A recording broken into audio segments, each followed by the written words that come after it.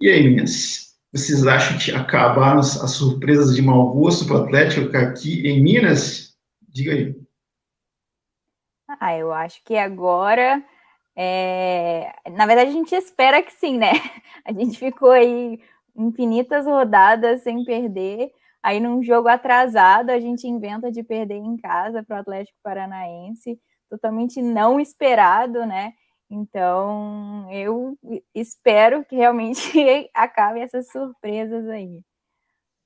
Olha, eu confesso que essa questão de a história diz que não perde a tantos jogos, eu tenho um pouquinho de medo disso.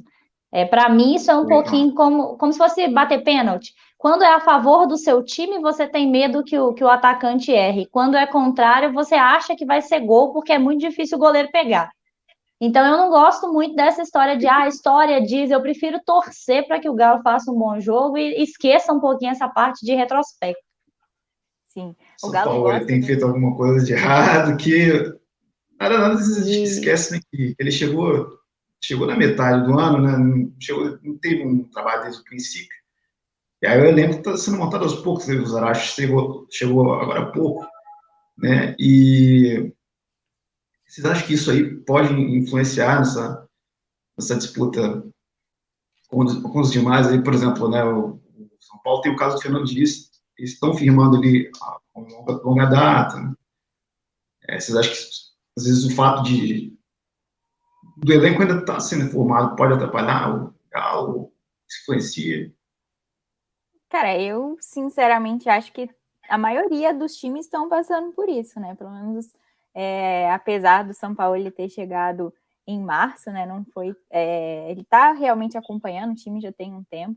A gente vê que demorou até para encaixar realmente a equipe, demorou um pouco a ter um time principal, era sempre uma surpresa, né? Os primeiros jogos do brasileiro, você nunca sabia quem que ia ser escalado, né? Você achava que era alguém, de repente, meu Deus, o que esse cara tá fazendo aí nessa posição, né? Nunca quem tinha é esse pensado cara, né? nisso. Quem é esse cara? Muitas vezes nessa linha. Agora que tem mais ou menos aí um time montado, ainda com pendências, né, notavelmente, aí algumas posições que a gente precisa rever ainda, mas eu acho que isso não é o que está desabonando. No início, por exemplo, ele substituía, via que estava errado o jogo, já ia, trocava o cara, colocava uma peça nova, sei lá, 5 minutos de jogo. Aí agora ele já está, né, lerdando, eu acho, em alguns momentos. O time tá uma bosta, tá faltando de fazer gol, tá dificultado, tá tipo, não faz gol e ele ainda mantém lá, não, grita no campo, Johan, acho que vai resolver. E Johan, uma... é triste. Eu tô rindo para não Olha, chorar, na polêmica. verdade. Eu tenho até dificuldade de falar, porque eu sou corneta do Sampaoli desde sempre. Então, eu tenho um preconceito com relação ao Sampaoli. Eu quero muito que ele tire de mim, ele cale a minha boca nesse campeonato, porque eu não sou muito a favor das escolhas malucas que o Sampaoli faz. O Johan é uma coisa que a gente brinca sempre, mas eu acho que eu acho que ele inventa demais. Então, vários jogos que o Atlético perdeu, eu fico assim, não é possível, o Sampaoli ele não vai parar de inventar moda, vai com o básico, e ele inventa demais, e assim, um dos casos que me deixa louca é o Rafael. Eu não concordo com a existência do Everson no gol do Atlético, e não sou só eu, né? Uma boa parte da torcida, ainda que o Everson não seja um goleiro ruim, não estou dizendo que ele é ruim, mas eu acho que o fato de o Everson ser o titular é mais uma das invenções do Sampaoli, e eu temo um pouquinho essas Bom, invenções. vamos ver o que vai dar então.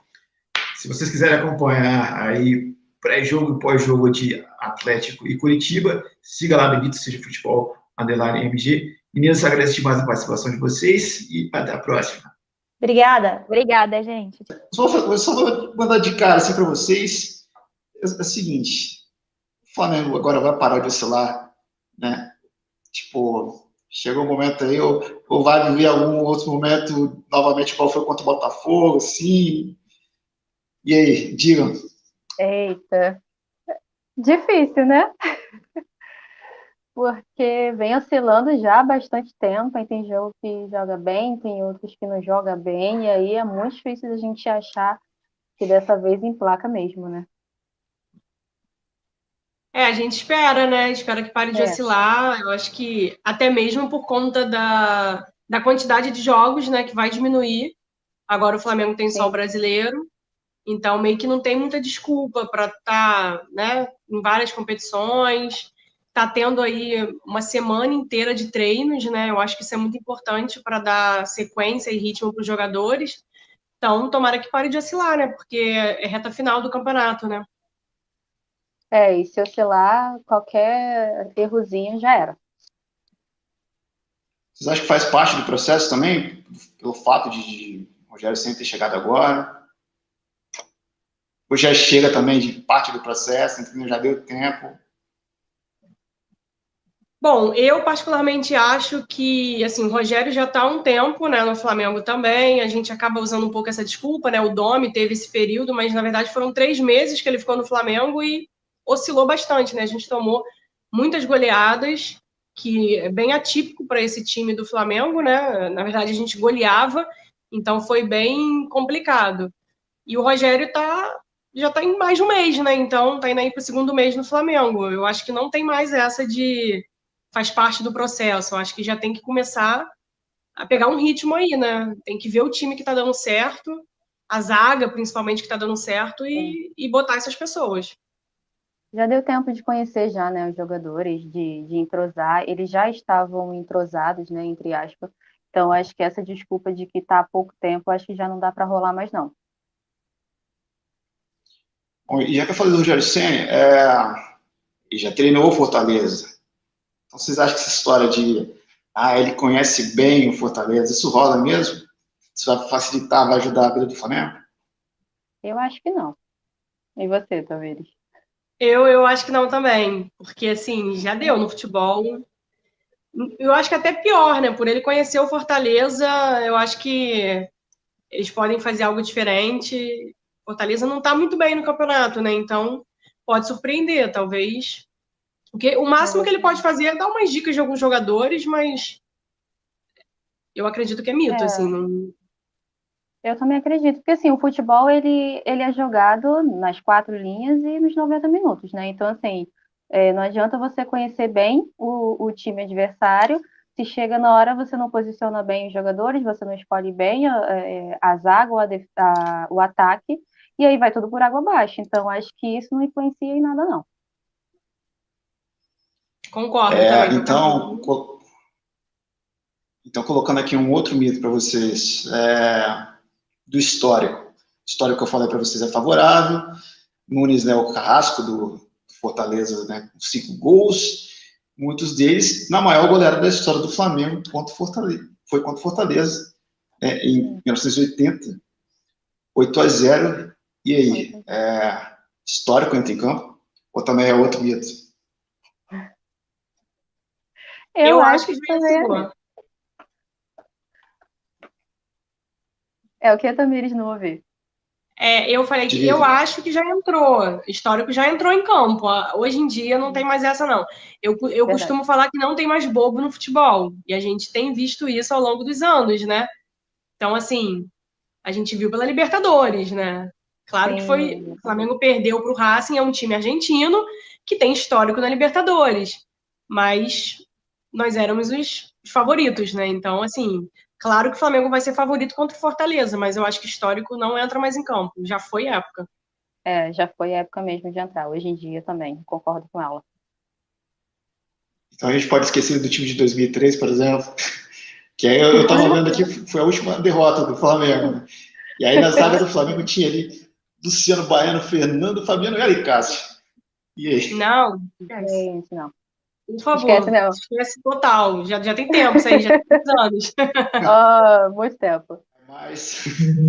Mas pessoal, pré-jogo e pós-jogo de Fortaleza e Flamengo, vocês acompanham lá no Bendito Seja Futebol. Siga também as meninas lá do Instagram e siga Bendito Seja, que lá tem um conteúdo quente para vocês a respeito do Flamengo. Meninas, obrigado pela participação de vocês. Até a próxima. Nada, obrigada a você. Tchau, tchau. Eu que agradeço. Tchau, tchau. Tchau, tchau. Começar perguntando o seguinte: é exagero meu dizer que o Fluminense está passando por um ótimo ano essa temporada? Ou assim, Ai. o fato de às vezes não ter um título incomoda vocês? Diga aí, Fábio. Dani já puxou o papo. Para mim para mim não tem isso de bom ano, não. A gente teve 2 eliminações muito precoces na Sul-Americana e na Copa do Brasil, inadmissíveis até, tanto na Sul-Americana, por um time que ninguém conhece, de baixíssima expressão, e na Copa do Brasil pro Atlético Goianiense, gente. Falar que o Fluminense, o elenco que o Fluminense tem, para mim, tá ok ele estar nessa posição e poderia sim estar brigando por mais coisa. Mas falar que é uma boa coisa que aconteceu esse ano, não. Ainda mais pelas quantias das fases, né, que a gente perdeu. Eu acho exagero, porque para falar de um bom ano, eu acho que teria que ter muita coisa diferente no Fluminense, né? Assim, a gente, claro, estamos numa posição confortável no Campeonato Brasileiro, mas em comparação com o que a gente vem passando, né? Não com o que a torcida espera de um time como o Fluminense, do tamanho do Fluminense, né? Mas, assim, eu acho que, pelo contrário, eu diria que não estamos passando por um ano bom, porque um ano cheio de adversidades e que o Fluminense podia realmente estar disputando o título se não tivesse tantas... Acho que se não tivessem tantas decisões erradas dentro do clube. E isso não é só do departamento de futebol, só que a questão é que a gente não tem um vice de futebol, a gente tem um presidente que acumula funções e tomou uma decisão de manter o Odair. Eu até já, às vezes, comento sobre isso, que é difícil você brigar com o resultado, eu entendo isso, né?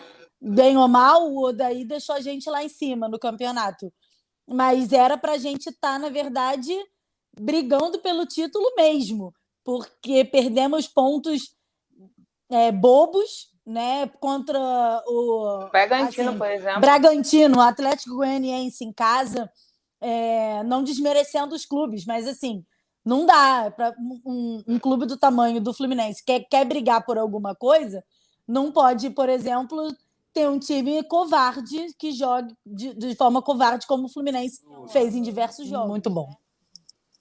E essa saída do Odair Real vai fazer falta? Não vai? Foi melhor? Eu acho que não. Vai ser superada? Não. Eu acho que não. Para mim, ele tinha que ter saído na eliminação. Né? Da Copa do Brasil, né? Exatamente, Brasil, é o comum. Né? É o comum da gente ver. E não aconteceu, então a gente entendeu que seria obrigado a aguentar o Odair. E a gente começou também a ver a escalação dele, que eu falava muito, eu falo muito isso nos vídeos ainda. O técnico vê o mesmo jogo que a gente. Todo mundo tá achando que tá ruim. A gente não é nenhum gênio do futebol aqui para saber que o Hudson tá fora de ritmo, para saber que o Muriel teve aquele mês ali bom. Não vou nem falar espetacular, não, tá? Vou falar que teve um mês bom em outubro, mas ponto. Foi a camisa rosa ali, muita gente falou isso. Mas a questão é que o Muriel é aquele goleiro das bolas difíceis, ou seja, as fáceis, que é o costume que a gente, né, fica ali, quer ficar tranquilo, num recuo, a gente não tem com o Muriel. E o Marcos Felipe mostrava um trabalho bom, aí tem que ir pro banco, porque o Muriel é o titular. Então, essas coisinhas, não tem como. O Hudson ser titular, a gente tem um montão de menino aí no banco, né? A gente acompanha os treinos, Gabi também acompanha, a gente sabe quem é relacionado, a gente vê a lista e a gente fica, Odair, pelo amor de Deus, cara, que isso? Não é possível, né? Tempo, tá ruim desde os 7 do primeiro, e ele não mexia.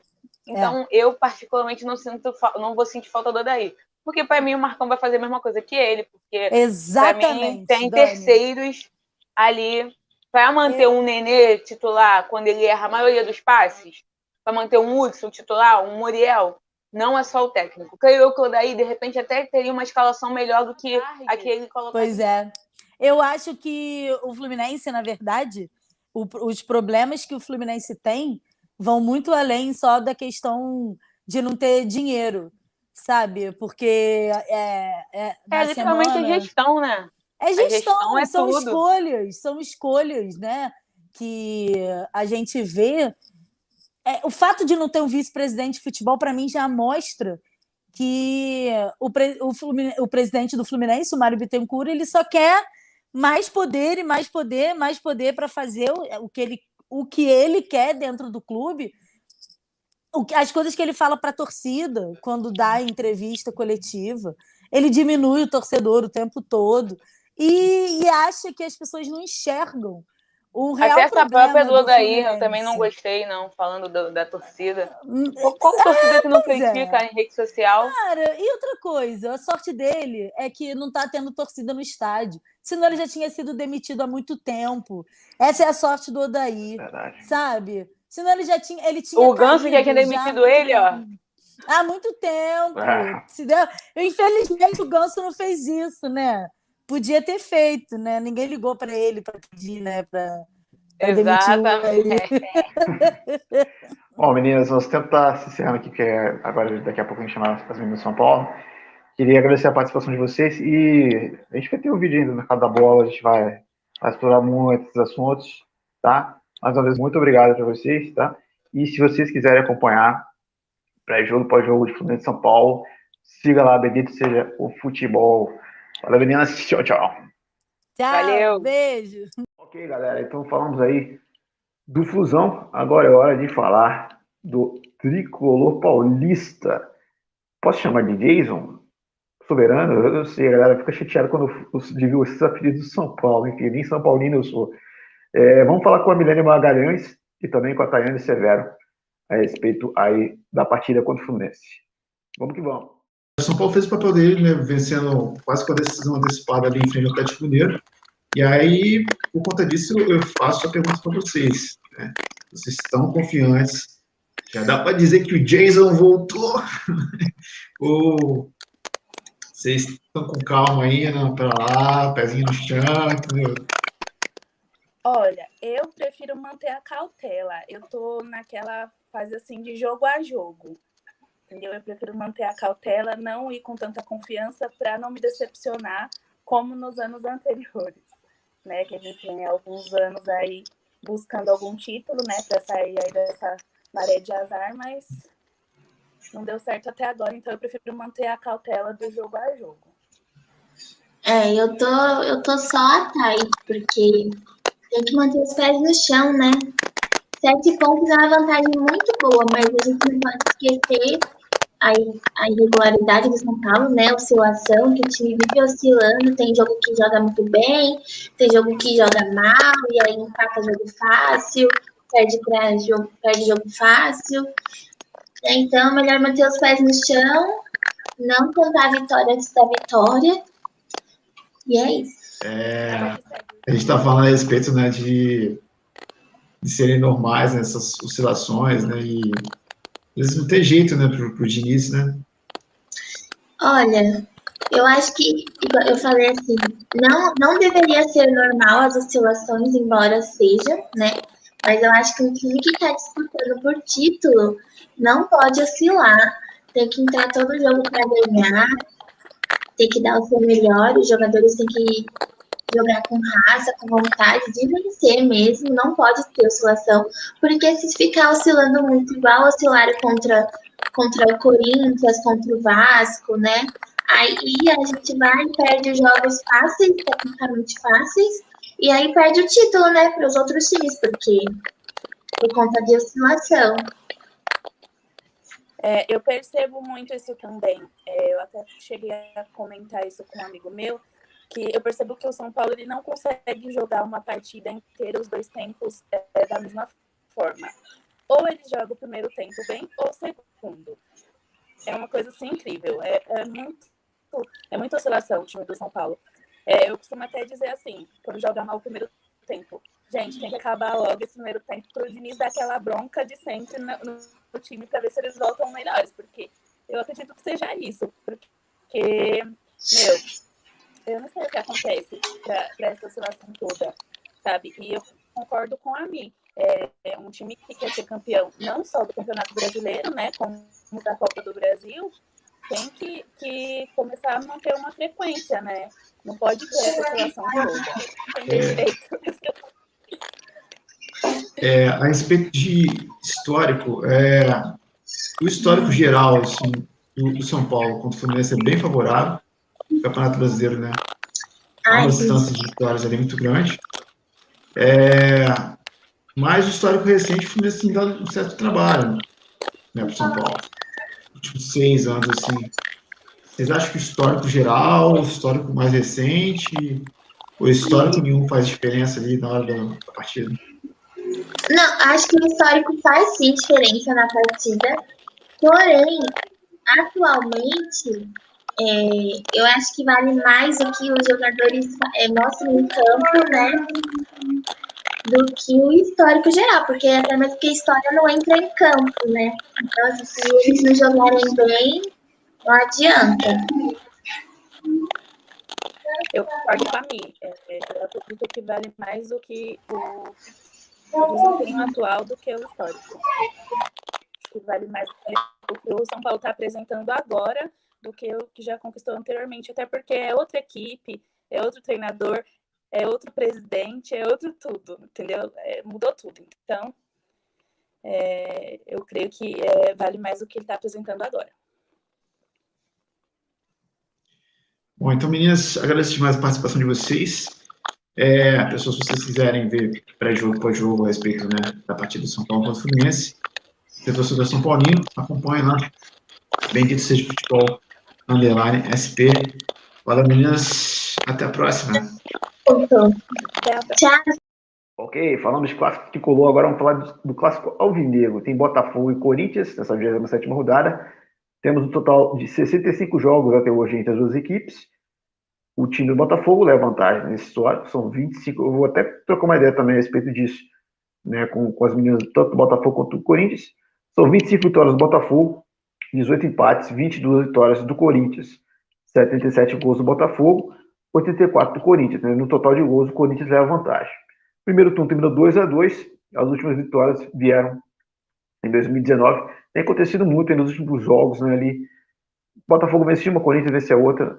Isso na mesma temporada. Ano passado não foi diferente. O Botafogo venceu dentro de casa 1-0 e o Corinthians venceu por 2-0 na Neoquímica Arena.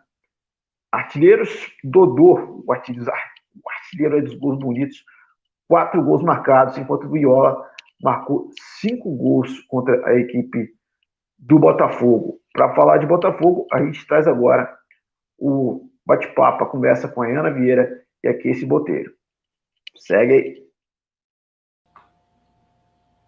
E aí eu falei do histórico, né? Tem mais coisa favorável ainda, né? Tem uma sequência de vitórias dentro de casa e tem um total de 9 anos que o Botafogo não perde para o Corinthians dentro de casa. Isso aí ajuda ou atrapalha? O Botafogo vai manter esse tabu?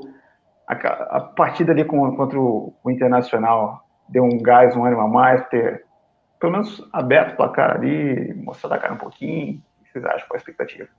Bom, ânimo é um pouco difícil, mas eu acho que aquela sementinha está começando a ser plantada. Porque abrir placar contra o Internacional, que é um clube que está indo muito bem no campeonato, trouxe, pelo menos por alguns instantes, uma elevaçãozinha na autoestima, um sentimento de esperança. Eu acredito que a cobrança dos antigos jogadores do Botafogo a esse elenco de agora pode ter funcionado. Espero que tenha funcionado. Porque a torcida não está perdendo as esperanças. Quem está entregue é o time. Eu concordo com a Casey. Eu espero que esse jogo contra o Internacional tenha dado mais vontades a esse time de correr atrás da vitória, de lutar até o último minuto. Tivemos mais uma vez uma falha do sistema defensivo, uma falha pessoal do nosso lateral direito, o Kevin. Se não fosse por isso, talvez teríamos empatado ou até conseguido uma virada. Então eu acredito que a gente mantenha esse histórico contra o Corinthians. Eu espero que a gente vá para o 10º ano sem perder, quer dizer, vencer no Corinthians dentro de casa. Porque mais do que nunca o Botafogo precisa vencer, mais do que nunca a gente precisa fazer.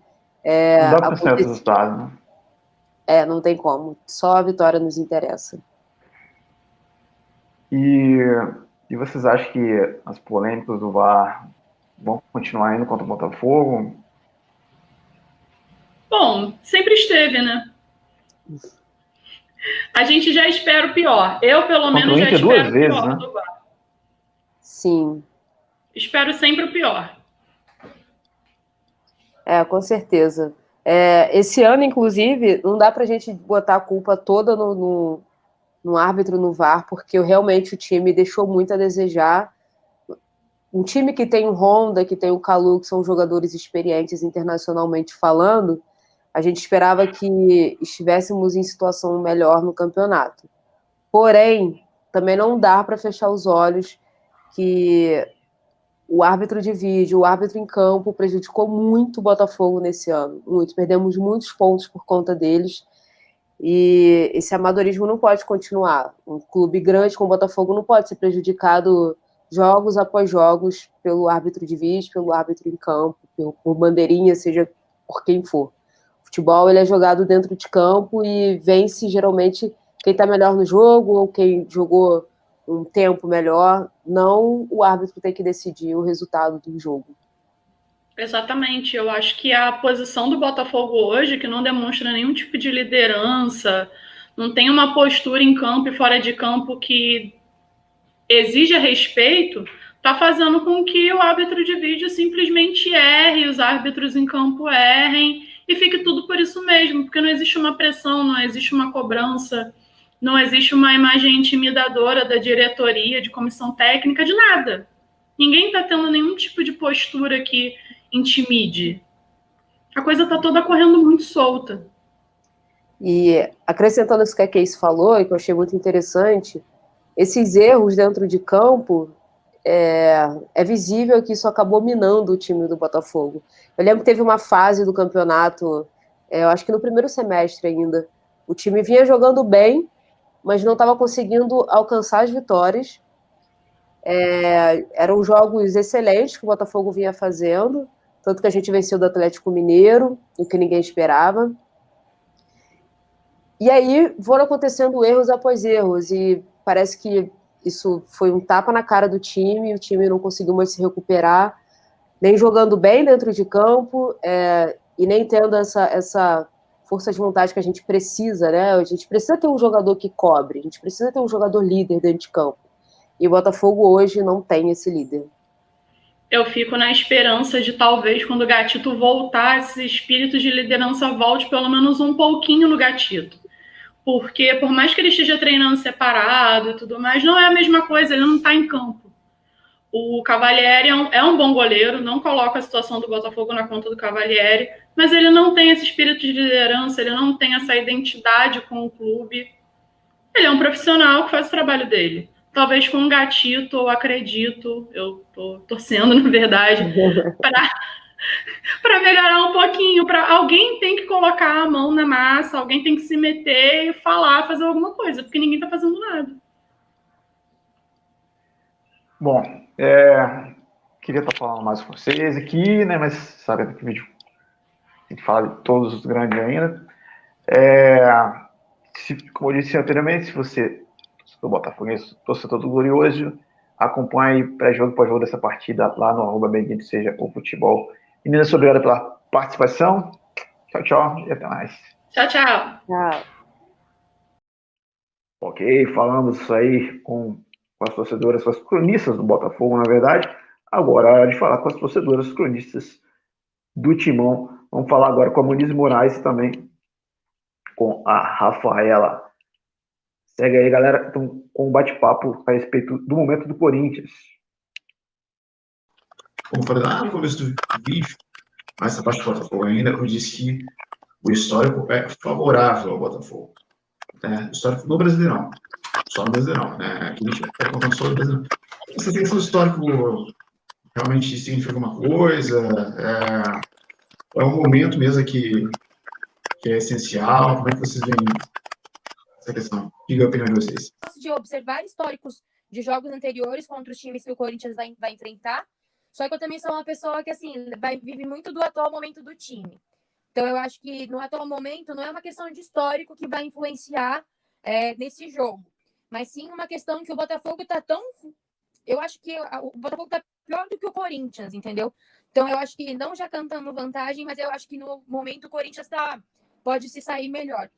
Mas também eu digo que o Corinthians é um time muito incerto. Porque, assim, o Corinthians perde de quem a gente acha que vai ganhar e ganha de quem a gente acha que vai perder.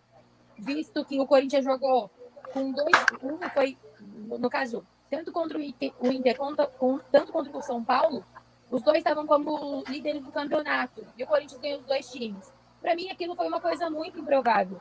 E pode ser que agora, depois que o Corinthians ganha de São Paulo e o campeonato acabe perdendo, entendeu? Para um time que está lá na ponta do Z4. Então, o Corinthians é um time muito incerto. Então, eu acho que, por mais que eu goste de acompanhar históricos de jogos anteriores, eu acho que não acabou influenciando nada no nosso atual momento. Rafa, qual a tua opinião a respeito do histórico? Essa questão de ter um histórico desfavorável ao Botafogo. Até porque o Corinthians é um dos times ali que tem histórico favorável contra a maioria, né, das equipes, né? Essa respeito. Então, só puxar aí o histórico, né, contra o nosso rival lá da Vila Sônia, né? O Corinthians tem uma vantagem, como você mesmo disse, tem contra a maioria dos times, mas contra o Botafogo, gente, eu até peguei a estatística aqui, são 97 jogos, 33 vitórias do Corinthians e 40 do Botafogo.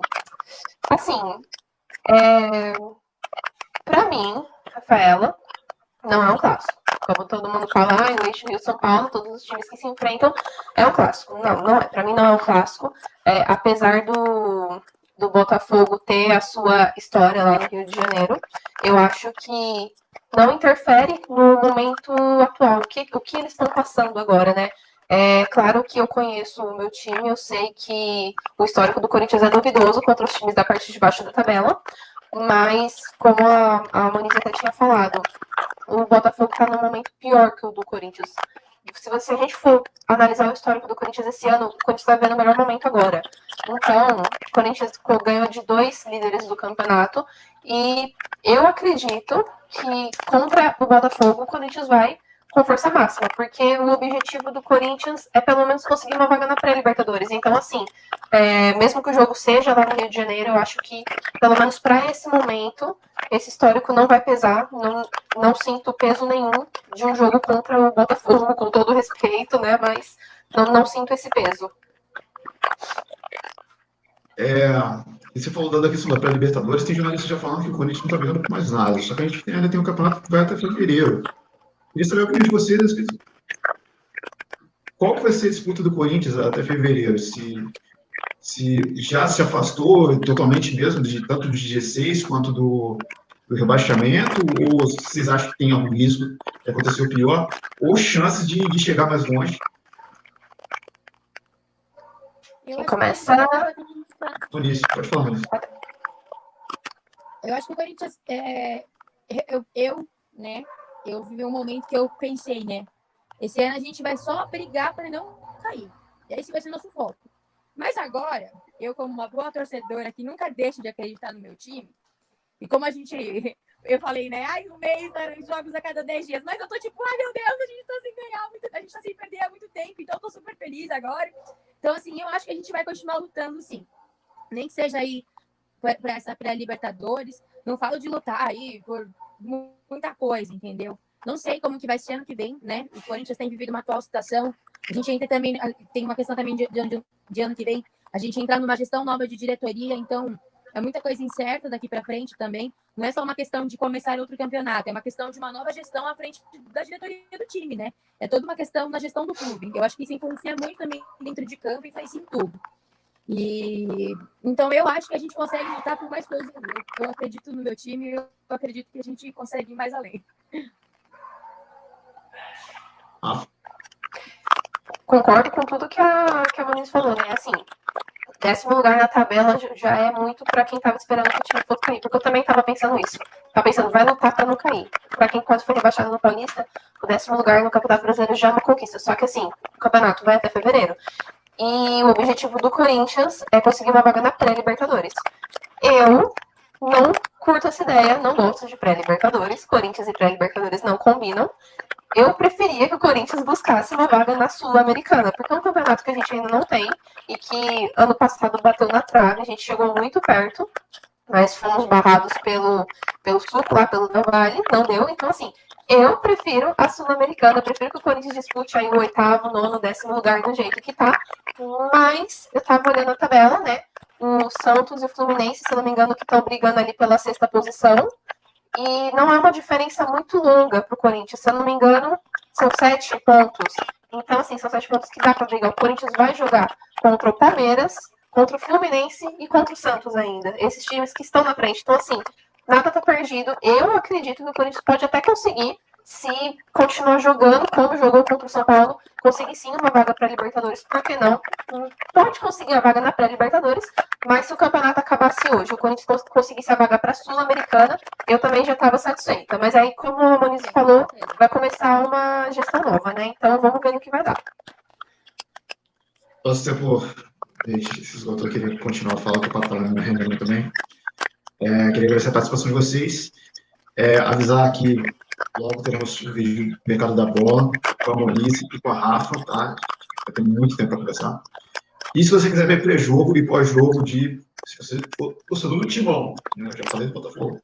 Agora, se você for torcedor do Timão, torcedora do Timão, acompanhe lá o Doritos de Futebol _SP, onde temos aí todas as notícias mais quentes da SP Futebol Paulista. Valeu, meninas. Até mais. Tchau, tchau. Ok, então agora é hora de a gente falar da reedição da decisão de 88. Tem Bahia Internacional em campo. Agora, a gente dá aquela repassada nos históricos primeiro. 23 confrontos. Então, na verdade, temos aí 38 confrontos até hoje. 38 confrontos até hoje entre as duas equipes. 23 vitórias do Inter contra 4 do Bahia. O Inter foi vice-campeão com esse histórico para cima do Bahia. Lembrando, 11 empates, 63 gols do Inter, 28 gols do Bahia. Por isso que muita gente sente falta, sente saudade, né, da época do mata-mata. Primeiro turno tendo 2-2. A última vitória do Inter aconteceu no passado, 3-2. A última vitória do Bahia aconteceu em 2013, 2-0. Artilheiro do time do Internacional contra o Bahia, Paulinho McLaren, 4 gols, enquanto o Fernandão, não o Fernandão do Inter, o José Fernando Viana, jogador do Bahia, fez 3 gols aí contra o time colorado. Para falar do Inter, a gente traz agora a Andriele Braga e a Mari Colim. Vamos lá. Paulo, tu fala das escolhas do Abel, como é que tá a confiança em torno dele? Vocês acham que o Inter ainda tem condição de reverter o quadro e voltar ao caminho que estava antes com o poder? Né? A gente acredita no Abel pelo todo o histórico dele de trazer título, mas não tem confiança de que ele vai fazer a gente ganhar brasileiro. No máximo uma vaga na Libertadores, algo assim. E nem sei se vaga direta, né? E não dá para culpar ele, porque o cenário do Inter é desastroso, é ruim, as vitórias acontecem de forma sofrida, sabe? Não é sempre uma coisa muito achada, meio, desculpa o palavrão, meio cagado, assim, um jogo que não é bonito, um jogo forçado, que em trancos e barrancos às vezes vem a vitória. Então, não acredito que mais que uma vaga.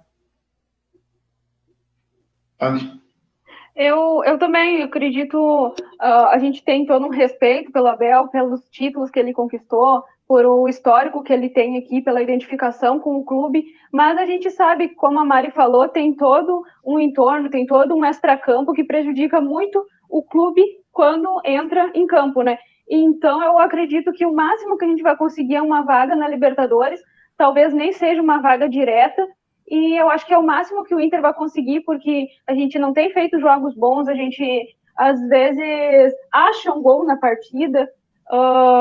Os colorados não estão esperando título, não estão esperando vaga direta, a gente já está bem consciente da situação do clube e do que o Inter pode entregar para a gente. Olha Até setembro, outubro, ali finalzinho de outubro, nós colorados estávamos tendo um ano dos sonhos, né? Porque há muito tempo a gente não estava tão empolgado com o time, a gente estava gostando de ver o futebol bonito que o Inter estava jogando, com pressão, com intensidade, jogando em cima, buscando marcar o gol sempre, né? E agora, tipo, de uma hora para outra, a gente foi do céu ao inferno. O Inter estava lá em cima, gigantesco, um dos melhores times do campeonato, se não o melhor, né? Era o melhor, porque a gente estava em primeira colocação, a gente acabou o primeiro turno, apesar de nem todos os times terem jogado todos os jogos, a gente acabou o primeiro turno sendo líder, né? E agora a gente está descendo, despencando, e nós, colorados, já estamos conformados, quando muito, com uma vaga na Libertadores. Mas a gente era, eu acho, o melhor time, André, porque o nosso saldo de gol só foi derrubado agora, né? Pelo Palmeiras, porque os outros times passaram nós por pontuação, mas o nosso saldo de gol era o melhor no primeiro turno. Então, assim, isso também garantia com que a gente ficasse sendo líder, né? E agora nem gol faz, né? Não acha? Tá perdido ali em meio de campo, não tem mais criação. É um cenário horrível. E eu acho que a última vez que não sonhei, mas estava despretensiosa esperando algo, foi com o Odair, que a gente ficou em terceiro lugar, né? Então, a gente até, veio da Série B, chegou longe, ficou já animado e disputou o final depois com o Atlético Paranaense. Então, esse ano, e era um futebol mais retrancado, né? Agora com um jeito diferente de jogar, então a gente sonhava, porque a gente pensava, meu Deus, tá jogando para cima, tá indo, tá fazendo gol, vai dar para nível europeu. É um sonho do Colorado, e nada. Acabou em frustração. E nem o desempenho ali contra o Boca, quando a equipe não se intimidou, a entrada do Praxedes, nem isso chega a animar vocês? Oscila muito. Não tem... É um jogo de oscilação, é um time de oscilação, né? Tem jogos que vai jogar muitíssimo bem, como contra o Boca, mas tem jogos que vai ser apático, que vai ser horrível, que mal vai tocar na bola e que vai perder ou vai achar um gol, como a Mari diz, cagado ali, um gol meio bobo, assim, como até aconteceu contra o Botafogo, que a gente até ficou eu fiquei com vergonha de comemorar, para ser sincera, porque foi um gol tão bobo que... Tomou um susto, né, no começo, né? O que eu faço com a bola, né? O que eu faço? Acho que a gente tá tão perdido quanto os jogadores do clube. Não, é um cenário terrível, né? Coisas... A gente tem que rir, a gente já tá rindo, né? A gente já ri das cagadas, assim, porque chorar, ficar desesperado. Reverteu inesperadamente, sim. Eu queria fazer um parênteses também. Pode falar. Eu queria fazer um parênteses também. Como uma direção boa ou ruim influencia no time, né? Uma direção muito boa, caras comprometidos, que tragam gente que entendam de futebol, que entendam de contratação, que entendam de orçamento, eleva o time, mas quando isso não acontece, quando traz pessoas que não são inteligentes ou que trazem amigos só para colocar no clube, como isso influencia e acaba se mostrando dentro de campo, né? Parece, nós torcedores acreditamos muito, gostamos muito do futebol dentro de campo, mas como essa parte de fora influencia tanto, né, o desempenho dos clubes, não só do nosso, como de vários. E vamos lá, né? Olha a situação do Vasco, olha a situação do Botafogo, que estão todas passando também por causa de politicagem em clube e, né, para não dizer que é roubalheira, que tem muita roubalheira. O São Paulo também. São Paulo também. A Série B é reflexo, né, de uma má administração. Então, o nosso jeito é quantos pontos faltam mesmo? 17? Para a gente não cair? Estamos na contagem, ó. Porque se bobear, a gente está mais para ficar que nem o Vasco e o Botafogo do que outra coisa. Então, é uma situação, assim, terrível, né? A política interfere muito, acaba, porque assim, é jogador que aí não sabe se quer ficar, é toda uma instabilidade tremenda. E aí, vamos lá também, né? Qual jogador quer vir? Qual técnico vai vir? Quem vai ter, o culhão para vir? Porque a gente pegar o Cudê não segurou a onda, o Cudê vazou, né? E lá no Celta tá se dando bem. Então é aquele negócio assim, ó, quem vai vir? Quem vai ficar? O Guerreiro, quando ficar bom, vai querer ficar? O Saravia vai ficar? Porque se não ficar, a gente não tem nem time para sonhar para 2021.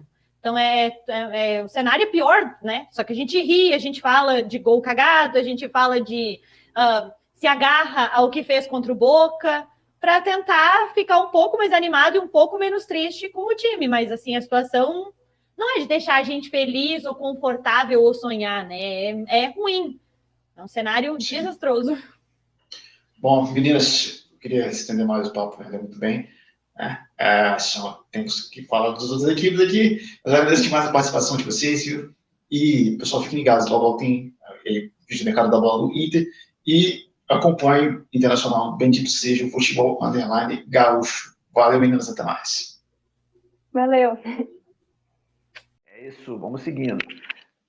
Temos também Palmeiras e Red Bull Bragantino aí nessa próxima rodada, a rodada 27. Um confronto que teve poucos duelos no Campeonato Brasileiro, foram apenas 8, né? Na era ali que o Red Bull Bragantino se chamava Bragantino. O Palmeiras virou ali o placar histórico no primeiro turno. São 4 vitórias contra 3 vitórias do Red Bull Bragantino. e o empate, 12 gols do Palmeiras, 8 gols do Red Bull Bragantino. Palmeiras no primeiro turno venceu com o placar de 2-1. A última vitória do Red Bull Bragantino foi lá em 1997, com o placar de 2-1. Né? Temos aí como artilheiros do lado do Bragantino, Ronaldo Alfredo, 2 gols, enquanto o Júnior Baiano, artilheiro do time do Palmeiras, também com 2 gols marcados. Para falar do Verdão, a gente traz Gabi Mantovani e Priscila Serra. Antes de mais nada, assim, eu tô tentando fugir desse assunto, mas com o Palmeiras é difícil fugir da questão da Libertadores, né, e da Copa do Brasil. Afinal, o Palmeiras foi campeão brasileiro recentemente, né, e aí não consegue pensar em outra coisa, né. E aí, o que vocês acham? Cabe mais um título brasileiro? Tem mais aqui de dividir a atenção mesmo? Foco no mata-mata? Quem quer começar aí? Pode falar, Pri. Olha, título sempre cabe mais um, claro. O brasileiro é um título que a gente gosta muito. A gente teve uns aí recentemente. Eu acho que enquanto a gente conseguir manter aí o rendimento da equipe, um rendimento alto, a gente não devia focar em nenhuma competição, não. A gente devia manter aí os jogadores, os titulares em todas as competições. Mas a hora que o negócio apertar, é claro, né, a gente precisa escolher. E eu prefiro a Libertadores. Né, já que o brasileiro, a gente teve o título recente aí, Libertadores tem um tempinho que a gente não ganha. Para mim, o foco tem que ser total na Libertadores. Eu acho que título aqui brasileiro a gente já tem bastante, a gente tem que real focar nesses que a gente é zoado, vamos dizer assim. Então, na minha opinião, tem que focar. Libertadores é uma obsessão, né? Isso aí. Obsessão. E no momento, eu acho que para mim é o que está mais importante, está mais mexendo com o coração. E comparando um pouco, assim, o Palmeiras passou por mudança de técnicos recentes, algumas. Né? Comparando com esses últimos. Comparando com esses últimos anos do Brasileirão, assim, com essa chegada do Abel, vocês enxergam mais como 2018 ali, como quando o Filipão chegou e o Palmeiras não perdeu mais, ou como 2017, assim, que o Palmeiras tinha assim, tudo, mas acabou tipo vacilando. Então, eu acho que o Abel, ele é um bom técnico, eu acho que ele tá sabendo administrar o Palmeiras de um jeito favorável. Os meninos da base também estão ajudando bastante, então eu acho que é um conjunto muito bom, do jeito que o Palmeiras está hoje. Eu acho que comparar com o Felipão, não, porque o Felipão é um caso à parte, para mim o Felipão ele mora no meu coração. Então, não acho que seja, tipo, comparável, assim. O Abel faz um papel dele, parece que é um jeito dele. O jeito dele tá dando certo, então continue assim. Eu concordo com a Gabi, né? Comparar com o Felipão não tem como. O Felipão tá ali em cima ali. Mas realmente, um técnico novo sempre dá um ar a mais aí pro time. Ele desencostou uns caras aí que estavam no banco, deu um ar melhor pro time, conseguiu posicionar melhor os jogadores. Eu acho que tá dando certo. Comparar com o Felipão não dá. Mas acho que a gente tem tudo aí para ir bem em todas as competições. E aí, para encarar o Red Bull Bragantino. O Red Bull Bragantino é um time que agora não está brigando por nada. Tem muitos anos que não vence o Palmeiras, como disse no começo, desde 97. Foi ganhar agora no Paulistão, mas também um jogo assim, que é uma derrota que é normal, né? Começo de temporada, né? Vocês acham que um adversário desse tipo de momento ajuda ou atrapalha? Olha, eu acho que ajuda, né? Com todo respeito ao time do Bragantino, mas eu acho que é um jogo que ele poderia usar para fazer uns testes, que a gente usaria para testar uns posicionamentos, um esquema tático diferente. Mas também é um jogo que a gente precisa dos 3 pontos, né? A gente está bem perto ali da liderança. Não vou dizer que é um jogo fácil, porque o Palmeiras tinha uns jogos fáceis, que eu considerava fácil, né? Um Goiás e um Botafogo aí da vida. E a gente perdeu 6 pontos aí. Então a gente também não pode bobear com o Bragantino, que são 3 pontos, e o Palmeiras está precisando bastante. A gente já perdeu ponto demais já. O Palmeiras tem mania de perder para jogo fácil, vamos dizer assim, né? Gosta de perder, parece. Mas eu acho que foi o que a Pri falou, é um jogo que dá para testar algumas coisas, dá para mexer umas coisinhas diferentes, então eu concordo totalmente com a Pri. É isso aí. Bom, jogando o Arias tá fazendo a diferença esse ano, como sempre fez, mesmo sem torcida. Sim, jogar em casa, né? Mesmo ali sem a torcida, mas a gente está jogando ali no nosso campo, é nosso vestiário, nossas cores, é o ambiente que eles estão acostumados. Então, acho que mesmo sem ali o apoio da torcida lá no estádio, acho que faz diferença, assim, jogar em casa. E eu acho que até, tipo, as bandeiras que a torcida tá colocando, isso dá um ar Sim, sim. diferente, né? Dá um ar, tipo, mostrando que a gente tá lá mesmo de longe. Então, jogar em casa, pra mim, é a melhor opção. Porque já meio que o costume, né, vamos dizer. Então, pra mim, também, eu acho uma coisa muito legal.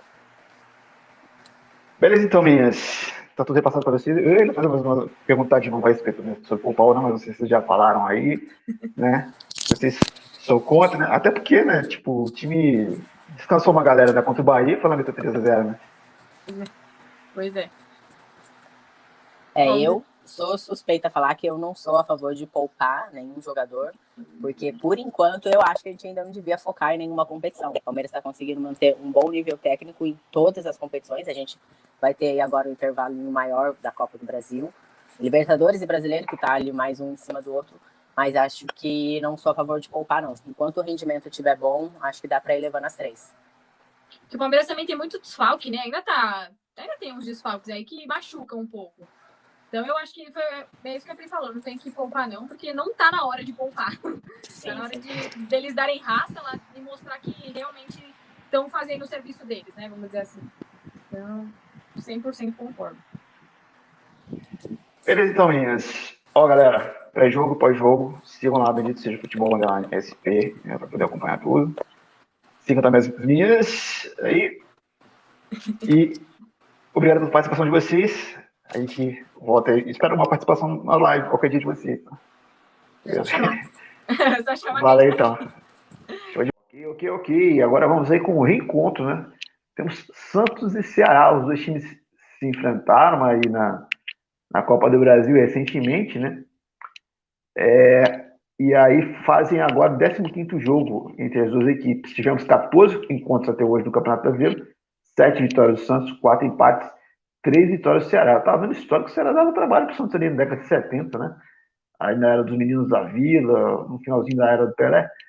Temos 17 gols do Santos, 13 gols da equipe do Ceará. No primeiro turno, o Santos venceu o placar de 1-0 lá em Fortaleza, enquanto a última vitória do Ceará aconteceu em 2010 com o placar de 2-1, né? Para quem deve se lembrar bem, foi uma partida ali que houve uma pequena treta, pequena confusão ali com o Neymar. Enfim, é legal contar essas curiosidades. Artilheiros aí do Santos contra o Ceará, Bruno Aguiar e Eduardo Sacha, inusitado, hein? 2 gols cada um. Vamos falar agora com as cronistas do Santos e seus nomes chiques, Andressa Toma e Mari Paquier. Pega aí, Luciano. A eliminação ali na Copa do Brasil, meio precoce e tal, ainda incomoda vocês?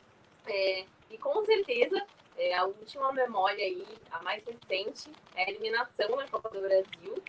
O Santos teve uma atuação apagadíssima, o Santos empatou em casa, perdeu fora, não jogou nada, dependeu somente do Marinho, e ainda depois, como se não bastasse, a gente viu o Palmeiras, nosso rival, passar facilmente pelo Ceará por 5-2. Então, as lembranças são péssimas, apesar de a gente ter ganho no primeiro turno. E eu tô com a Andressa. As lembranças são péssimas, apesar desse tabu de Campeonato Brasileiro, mas tendo visto a nossa eliminação da Copa do Brasil, ela ficou muito marcada, então péssimas lembranças do Ceará. Tá, e se o ano do Santos terminasse hoje, qual seria o saldo que ficaria na cabeça de vocês, os pontos bobos perdidos aí no Brasileirão, ou ter ido longe na Libertadores, ou foi um ano ali para dar uma arrumada ali no extracampo? Para mim, o saldo não ficou nem positivo nem negativo, vamos dizer que ficou zerado. Pelo menos por enquanto, né, podemos dizer. O Santos começou o ano muito mal, teve uma escolha muito errada de técnico, mas a gente teve muitos problemas extracampo, né? E o Santos conseguiu superar isso. Mas foi muito mais por conta de um jogador que foi além do esperado, né? Que foi o Marinho, que conseguiu levar esse time aí nas costas.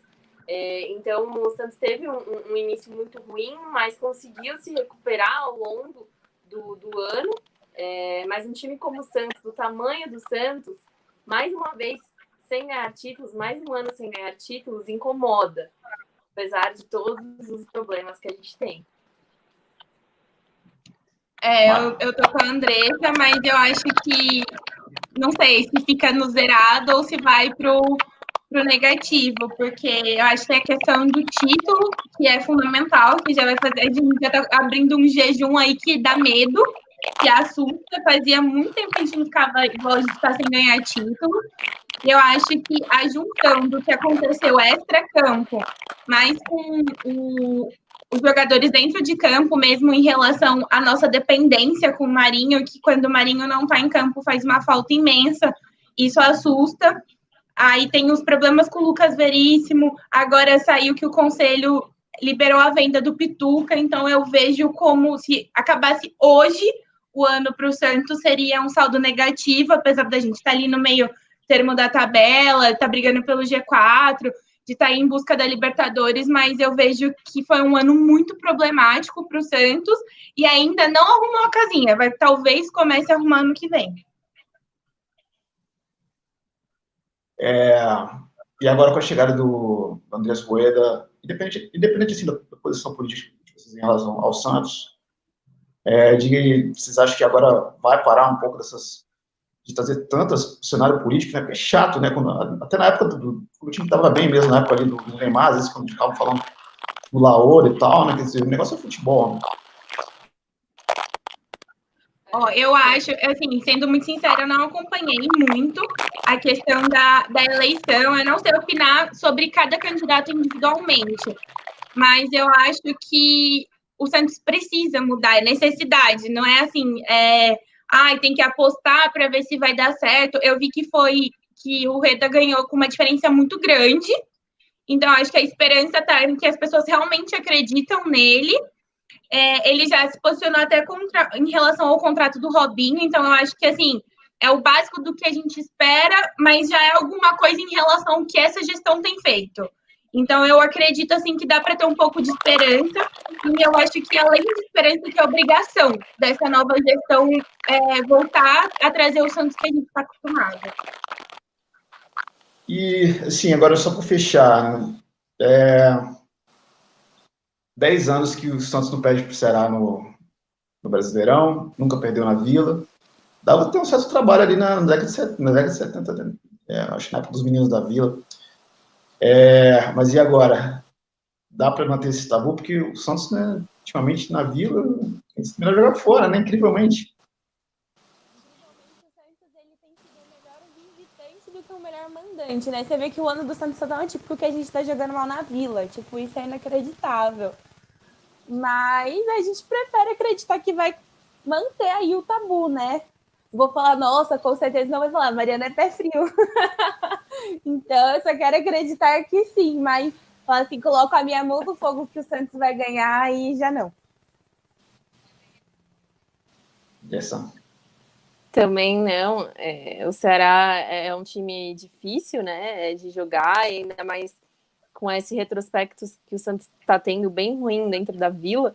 Então eu fico com um pouco de medo, e dependendo se o time vai jogar com reserva ou titular também. Acredito que alguns jogadores possam aí acabar sendo poupados, mas eu espero um empate nesse jogo para manter o tabu. Bom, beleza então, meninas. Agradecer a participação de vocês. E para quem quiser acompanhar aí pré-jogo e pós-jogo dessa partida, acesse aí Bendito Seja Futebol _SP. Valeu, então. Até mais. Vamos agora pelo último jogo da rodada, Atlético Paranaense e Vasco. Eu ia falar Atlético, mas a galera do Atlético Paranaense, você do Furacão, fica chateada comigo. Enfim, não tem como vocês botarem TH no nome. Enfim, você sabe que eu gosto do Atlético Paranaense. E vamos lá. Atlético Paranaense e Vasco se enfrentaram 43 vezes no Campeonato Brasileiro. Temos 18 vitórias do Vasco, 14 vitórias do Atlético e 11 empates. Temos 62 gols do time do Atlético, 58 do Vasco, né? Um leva vantagem nas vitórias, outro leva vantagem no total de gols. No primeiro turno, o Vasco acabou vencendo por 1-0, acho que foi na época do Ramonismo ainda, né? Enquanto a última vitória do Atlético Paranaense foi ano passado, 4-1. Artilheiro do Vasco contra o Atlético Paranaense, Edmundo, 4 gols. Artilheiro do Atlético Paranaense são 3. Kleber Pereira, saudade dele no meu Santos, Lima e Ederson para falar do Vascão. Temos aí Mirassol Raposo, Só Raposo, também a Mari Freitas. Vai, Luciano. E por esse momento do Vasco, assim, dá para ter alguma referência, assim, se o Vasco está jogando melhor dentro de casa ou fora? A questão também da falta da torcida, entendeu? Vocês acham que está colaborando também para essa má fase? Então, na verdade, eu não vou dizer que o Vasco joga melhor dentro ou fora de casa, né? Mas tem um aproveitamento regular como visitante. E eu tinha lido uma matéria que até início de dezembro era o pior aproveitamento do Vasco como mandante nessa era de brasileiro de pontos corridos. Então, assim, é nítido que a torcida faz falta, seja para pressionar o adversário, como para cobrar os jogadores que estão em campo, ou exigir substituições, que a gente está vendo que têm sido muito tardias, né? Nos últimos jogos até que deu uma... Tipo, o Sapinto começou a substituir um pouquinho antes, né? Mas mesmo assim ainda são substituições tardias. Então a torcida faz falta, sim. Com certeza. O Vasco em São Januário é historicamente, né, o nosso caldeirão. Então, assim, é um peso diferencial, né? Então, isso sempre foi diferencial pra gente, sempre teve um peso. Os outros clubes, eles têm receio ainda de jogar. Apesar do histórico recente não ser tão favorável, ainda assim há um receio de se jogar em São Januário, um respeito por trás, né? Por toda a história que se tem ali. Então, isso com certeza era um diferencial nosso. Até a arquitetura do estádio, eu acho que dá uma assustada, né? Dá uma, né? Pressiona, uma né? pressionada no pessoal. Então, assim, é muito diferente, né? E agora a gente tá sem torcida. Lógico que isso muda um pouco as coisas. Não sei se a gente não estaria nessa situação se estivesse com torcida. Mas provavelmente a gente teria ali um calor, eu acho que eles estariam dando mais sangue, sabe? Eu acho que eles estariam se esforçando um pouco mais, porque a gente tem visto um time muito apático, né? Um time muito entregue, nem aí. Parece que os jogadores, sei lá, estão mortos em campo, não estão nem aí, simplesmente nem aí para o que está acontecendo. Então, eu acho que se a torcida estivesse ali, eu acho que eles se sentiriam um pouco mais pressionados e um pouco mais responsabilizados, sabe? Acho que seria um pouco diferente. Então, esse vídeo ele vai ao ar depois do jogo do Santos, né? Vocês acham que o técnico de vocês se segura, tá lá, o Ricardo Sapinto vai continuar? Houve um discurso ali de que vão manter ele de qualquer maneira, mas a gente sabe que falam isso só mais para tranquilizar mesmo o ambiente do clube. Quer começar, Sol? Quiser Olha, começar, difícil, tá? Difícil, assunto bem complicado, porque assim, a gente não tem como dizer que mudar o técnico vai resolver alguma coisa, né? Tanto é que a gente tirou... Evidentemente, eu sempre fui contra a entrada do Abel, mas lá no início a gente tirou o Abel, porque ele estava péssimo, colocamos o Ramon. Aí o Ramon teve uma sequência boa, teve ali a fase do ramonismo, aí começou a decair, a gente trocou de técnico. Aí o Sapinto não teve momento bom nenhum, né? Essa que é a realidade. Eu acho que isso que deixa a gente ainda mais inconformado, a torcida não se sente representada, ele nunca teve algo próximo com a torcida, não tem nada assim que nos faça ter afeto por ele. Eu acho que ainda isso faz com que a gente tenha menos paciência com ele, porque querendo ou não, com o Ramon, a gente tinha uma paciência maior, porque o Ramon é ídolo do Vasco, e a gente não queria manchar isso de jeito nenhum, nem pode, né? Mas, assim, com o Sapinto a gente não tem afeto nenhum, e ele não teve boa fase nenhuma com o Vasco. Então, assim, é realmente difícil você dizer pro torcedor, mas não vai resolver nada. Mas, assim, tá todo mundo de saco cheio, sem paciência, não tem como trocar os jogadores. Então, assim, só acaba sobrando essa alternativa e não é culpa só dele, né? Na verdade, a culpa maior é de quem monta time, é de quem montou esse time péssimo, é de quem não faz gestão. A culpa é essa, é de quem é responsável por isso.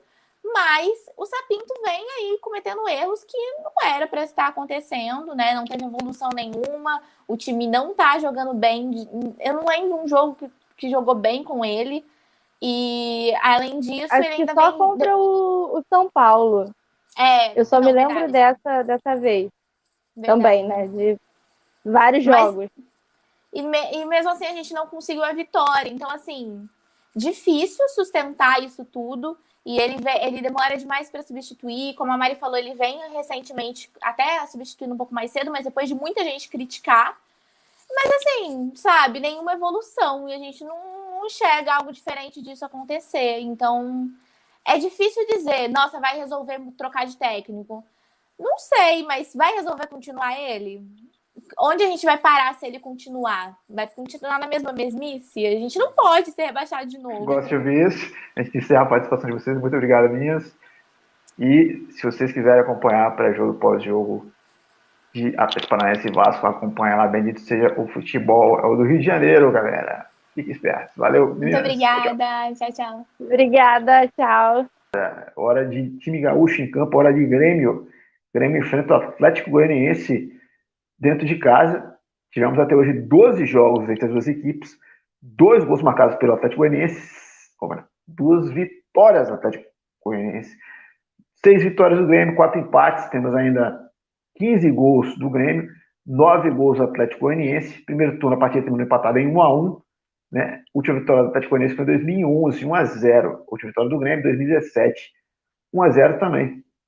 Artilheiro do Grêmio é Valdo, com 3 gols. Artilheiros do Atlético Goianiense são muitos jogadores com apenas 1 gol. Normalmente, quando rola essa lista assim, eu não faço, senão o vídeo fica mal. Vamos falar de Grêmio agora com Dani Martins e Simone Horn. Segue aí com o bate-papo. Qual que é a sensação de vocês agora? Esperança de título? Esperança que o Grêmio vai continuar sem Granada? Ou se não, bate aquela sensação de já vi esse filme antes? Sim, já vimos esse filme antes. Mas eu nunca tive tão confiante no brasileiro quanto eu tô esse ano. É uma opinião minha. Porque nos outros anos foi um pouco diferente, assim. Eu acredito que lá pelo meio que a gente começou a dar uma arrancada e chegou no final que foi decaindo, assim. E daí tava acabando brigando ali por G4. Esse ano foi um pouquinho diferente, né? A gente se consolidou nas outras competições e na hora certa, na hora que deveria decolar, foi quando o time começou a crescer, assim. É a diferença, a maior grande diferença, assim, que eu vejo desse ano. Eu também tô confiante. Eu também tô confiante, porque a gente começou bem ruim no campeonato, a gente começou muito fraco. E crescendo, subindo, e a gente agora conquistou uma boa colocação com grandes possibilidades de título ainda assim, porque ainda tem bastante jogos pela frente. O Grêmio vai pegar alguns times que não são de grandes expressões, e depois ele vai ter 4 encontros com times que são brigas por vagas diretas. E se ele fizer o seu papel de casa, ele sai com grandes possibilidades de título, sim.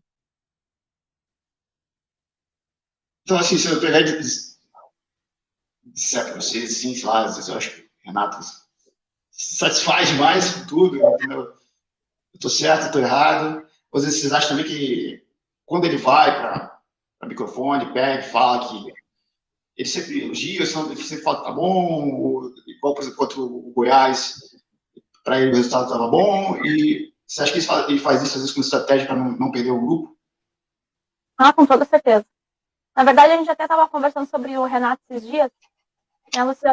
Esse é o estilo dele. É o estilo dele, tanto dentro de campo, comandando, como fora. Em grupo ali. É o estilo dele, assim.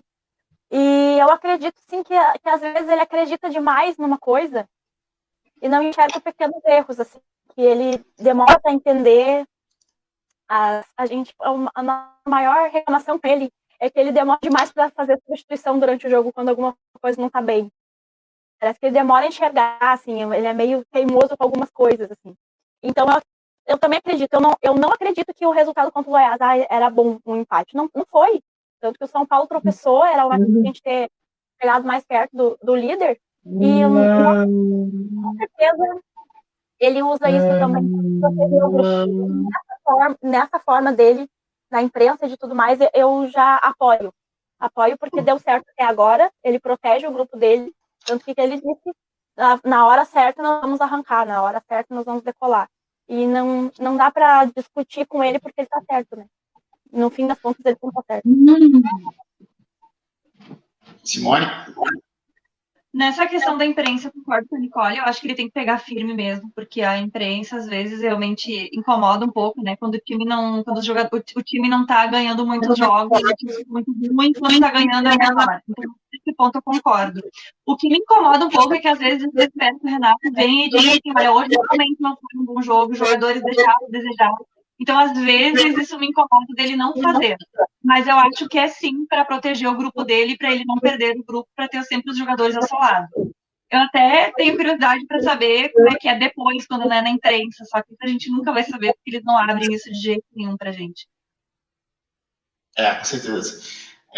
E falando em grupo, vocês acham também que o elenco do Grêmio pode fazer diferença? Igual, por exemplo, em termos de comparação com o São Paulo, São Paulo, às vezes, de início fica meio perdido, não tem uma opção, por exemplo, às vezes o Grêmio tem um privilégio, até, às vezes, de poder discutir, eu boto o Orejuela, eu boto o Vitor Ferraz, eu boto o Luiz Fernando, eu boto o Ferreirinha. Vocês acham que nessa reta final isso pode fazer diferença, principalmente, assim, pelo fato de ter, acho que 3 times que conseguem manter um elenco e um grupo vasto de opções, né? Que seria o Grêmio, Flamengo e Palmeiras. Vocês concordam comigo?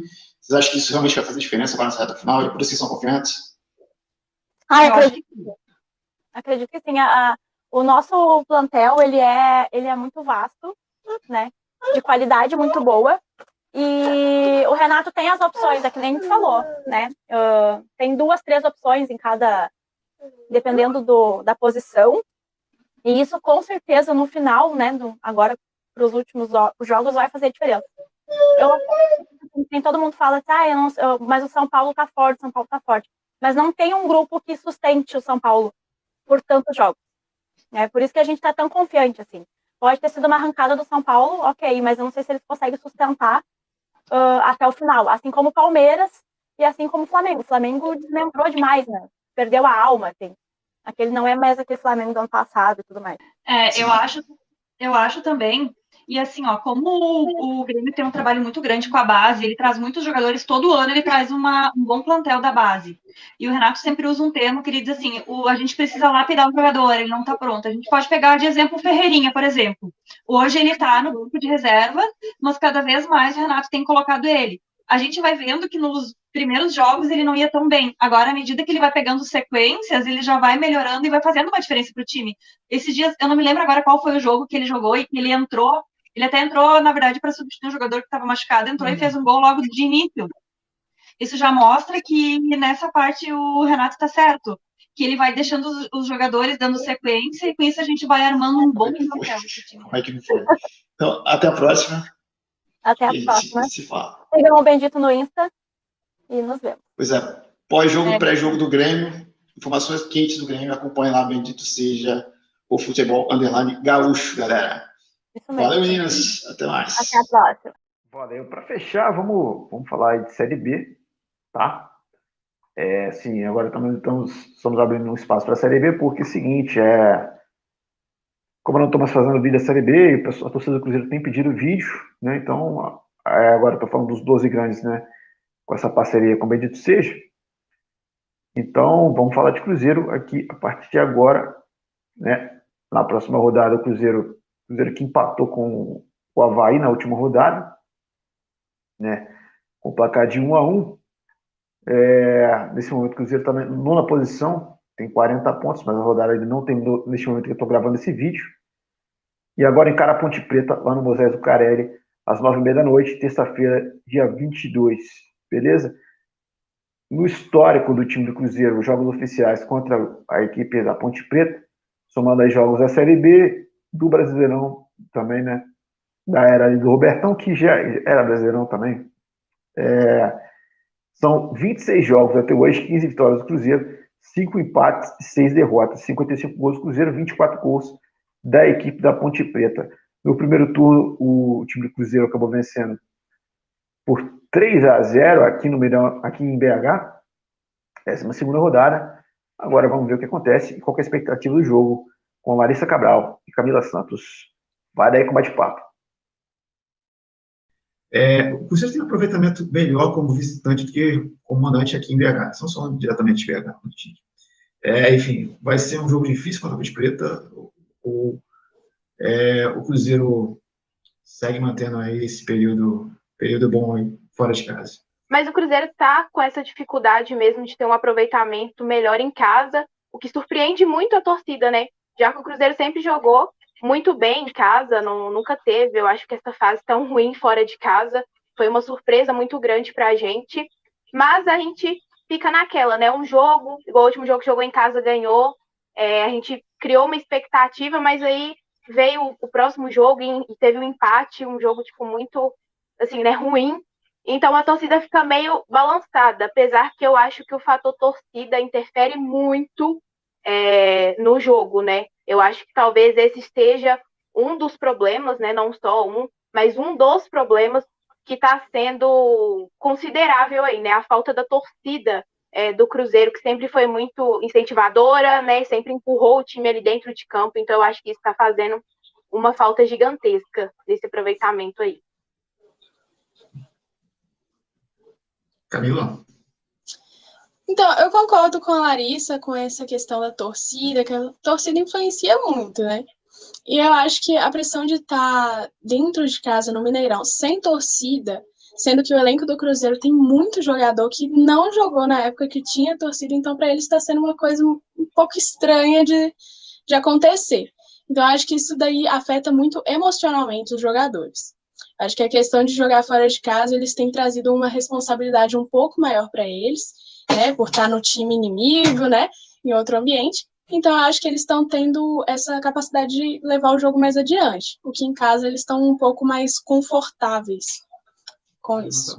Você acha que a partir de agora, cada partida vai ser meio que uma decisão ali, cada partida vai ser um jogo de 6 pontos, vencer ou vencer, somente porque com o objetivo ali do Cruzeiro de dar uma arrancada e estar na disputa, né, do acesso.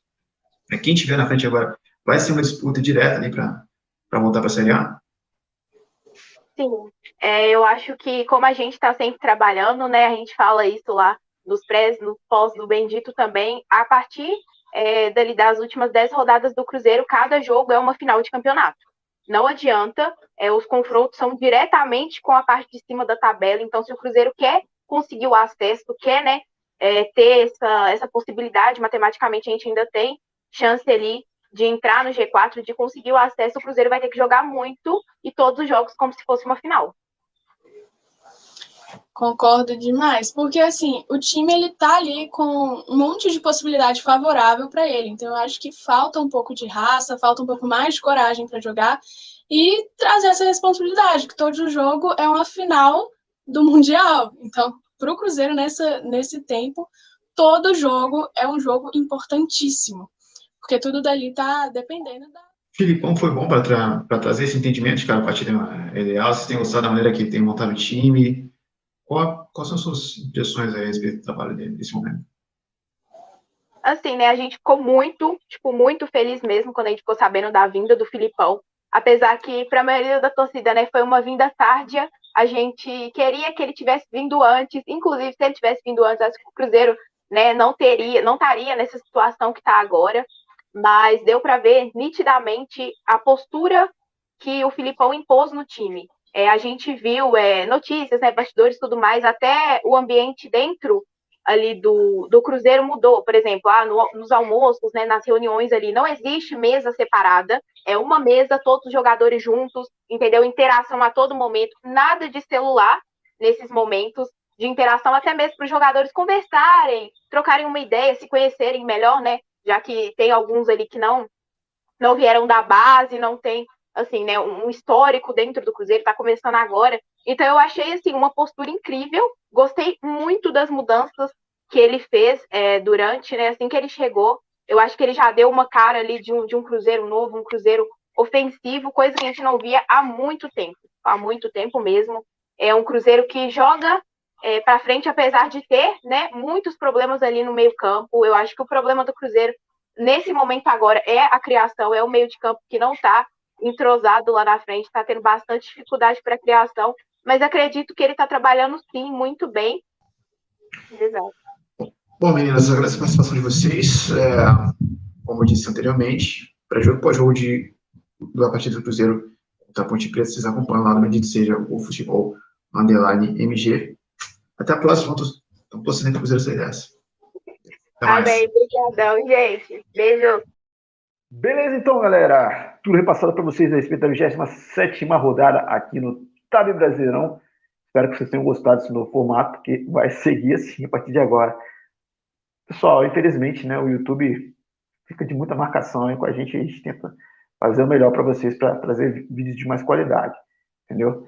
Né? E eu acho bem interessante aí, muita gente elogiou as lives, então eu achei que seria interessante trazer esse formato também aqui para o vídeo de próximos jogos, já que eu não ganhei a plaquinha de 100k, porque eu usava aqueles gráficos que vocês gostavam tanto, né? Mas eu acho que está melhor agora, está mais interessante aí com esse formato aí das meninas, as cronistas do Bendito Seja, né? Que são muito bem informadas e sempre acabam trazendo ali uma opinião diferente, né, a respeito do momento que as equipes vivem, né? Eu acho que tira um pouco dessa coisa maçante só estatística que eu vim trazendo, beleza? Toque diferente aí para vocês. Espero que tenham gostado. Até a próxima e valeu!